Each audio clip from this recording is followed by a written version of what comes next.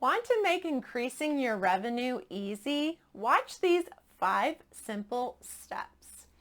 We all want to make more money without working more hours, but figuring out the secret to making that happen can be overwhelming with the amount of gurus out there sharing this and that strategy. So today I'm breaking it down for you. This video will show you how to take what you are already doing, improve it, and then use the updated strategy to increase your profit this year. Keep watching if that sounds like something you could get on board with. P.S. I got examples to help you implement too. Hey, my name is Sailynn and welcome to the Sailynn Show. I am your fun business coach. If you're new here, be sure to hit that subscribe button. Weekly videos are released every Tuesday at 9 a.m. Eastern, and I don't want you to miss the next one. I have been an entrepreneur in franchising, boutiques, direct sales, and coaching and course creation industry for 15 plus years. And I help women entrepreneurs increase business profit and decrease working hours so you can enjoy a lifetime of work-life balance. I love learning, but I'm also very guilty of learning and learning and learning some more without implementing because I'm not sure which path to choose. Do I follow this person who says you must be on TikTok, or this lady who says Facebook is still the best platform, or that other woman who says she built her whole business from blogging? We are in the best time of our lives with the technology that is available to build a business. But if you're like me at all, you might feel like a hamster running around in circles and not getting the results you had hoped for. You are so not alone. This is my 5th or 6th entrepreneurial adventure since I sold my multi-million-dollar franchise business in 2017. And finding my sweet spot and how to make it work was not some magic formula I was introduced to overnight. So that's why I'm sharing 5 steps to automate your sales so you can stop sifting through all the info from those gurus and start implementing today for results ASAP. So let's get started. Step number 1. This step is an absolute must do. So if you hear this and say to yourself, really, that's where we're starting? Just do both of us a favor and keep listening with open ears, because if you don't do this or do it halfway, you'll lose momentum in steps 2 through 5. I want you to sit down for 15 minutes and write out your vision for your life. Start out by writing your ideal day, something like this. I wake up, ... Then write out the details of your day by asking yourself the following questions. Where do you live? What do you do all day? Who do you surround yourself with? And how do you sustain this daily lifestyle? Once you answer those, your path will become more in focus with how to move forward for steps 2 through 5. Why? Because if you don't figure out what you want and just listen to what everyone else wants and then assume their dreams and goals, you will never be fulfilled in your life and business. Yes, I just made that bold statement. See why this step is so important? Let me give you an example. If your ideal day has you waking up in your beautiful house near the ocean, where you spend your morning relaxing on your deck before you help the kids off to school, followed by time for work on your business, meeting with women in your community, and then welcoming with open arms your kids after school, and the ability to be present while they tell you their tales from their day, guess what? Where in that short window did you make money while they were in school? Was that window long enough for you to spend the rest of your day with your family enjoying the precious time you have with them before they leave the nest? Or are you having to rush them to bed so you can go hustle to pay for this life while they sleep, which causes you to wake up foggy and not ready for your next joyful day? Are you getting my drift? You need to lay out your ideal day with clarity for all aspects of your life, including family, friends, and business. Once you finish step 1, which by the way does not have to be perfectly well written or a smashing bestseller, it just has to resonate with what you really want. Then you move to step 2. Step 2 is the one which I dreaded at first but began to love and see the value in because it gave me the answers I had been searching for in my business. If you are in business and have sales, then guess what? You have the numbers and metrics to find your answers. As they say, the numbers don't lie. So this step is key no matter what size business you currently have. Okay, so what I'm talking about is crunching your numbers. Have you ever heard of Pareto's principle? It basically says that 80% of something usually comes from 20% of something else. So for instance, if you look at your sales, you might see a trend that 80% of your income is coming from 20% of one referral source. Why is this important? Because in order to increase your revenue without working more hours, we need to figure out your 20% and then do more of that. So this is where you start looking at spreadsheets, your financials, and any other number you can crunch in your business like your CRM, social media stats, etc. You're looking to put it all together on a spreadsheet and look for trends. When I did this back in my franchise business, it saved me money on an employee salary and also allowed me to increase my profit with less clients. When I crunched the numbers of our referral sources at the time, we were visiting about 1,000 people in our community. After reviewing the history of those referral sources and seeing which ones were actually giving us actual referrals, I realized there were 4 key categories that were the highest on the list: hospitals, home health care, assisted living, and rehabs. So we adjusted our marketing strategy from visiting all 1,000 of those people to focusing on the people in those 4 categories.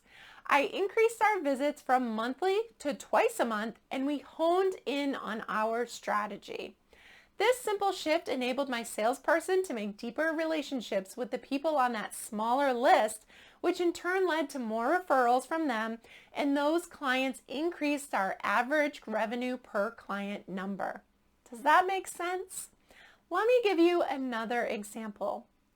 In my current coaching and course creation business, I crunched my social media stats in 2021 and quickly realized that while my daily posts did well, my daily reels were way outperforming with the views and new followers. So I shifted my strategy to spend more time on making better reels that my community would enjoy and find value in. And all of a sudden, I was hitting my goal of increasing my views into the thousands. Knowing your numbers is key, so block some time on your calendar to dig deep and start looking for your own trends. If you like the sound of working smarter in your business and not harder, comment below with a heck yeah, because we are only just getting started. Now that we know what you want and what numbers to dial in on, we can move to step number 3. How do we get more leads from your most popular referral source that is already working for you? Sounds simple enough, but this may take some creativity. Here are a couple examples.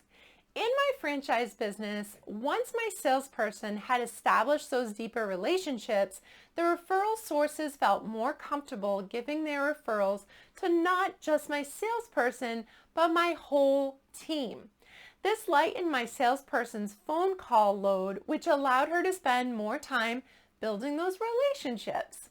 If your referrals come via phone, and that is the only way you can receive them, how can you build trust for anyone to take that info versus them waiting for the one person they know and trust? Example number 2. In my clothing boutique business, when I crunched the numbers, I realized I was making more sales from my weekly Facebook Live versus doing pop-up shops on the weekends for hours. So I formally established my weekly live schedule, mentioned it all week long to drive traffic, and offered a free gift for anyone who shared the live while I was on. And off I went from working weekends to just a few hours on Monday night. So if you find that your sales are coming in from one particular marketing avenue, direct your weekly posts, reels, etc. to that one event to drive more traffic and expand your reach. Example number 3. In my direct sales skincare business, I realized that 40% of the women who took my free skincare analysis online were most likely to buy. That number astounded me, so I reworked my wording of that valuable tool, which made it more appealing, and I offered it to everyone. What free tool do you have that you could offer to potential buyers to help them in their purchasing decision? I hope those examples give you some ideas on how to increase what you're already doing that is working. Okay, let's move right along to step number 4, which is my love language, automation. Here is the hard truth. There is only one of you, and there are only 24 hours in a day. Those 2 stats are facts. So you can't clone yourself and you can't get more time. You have to use tools you increase your revenue. Now that we know what you want, what numbers move the needle, and have some ideas on what needs to be dialed in, the question is, how do we get more leads from those sources without working more? Let me give you some ideas from my previous 3 examples. Okay, number 1.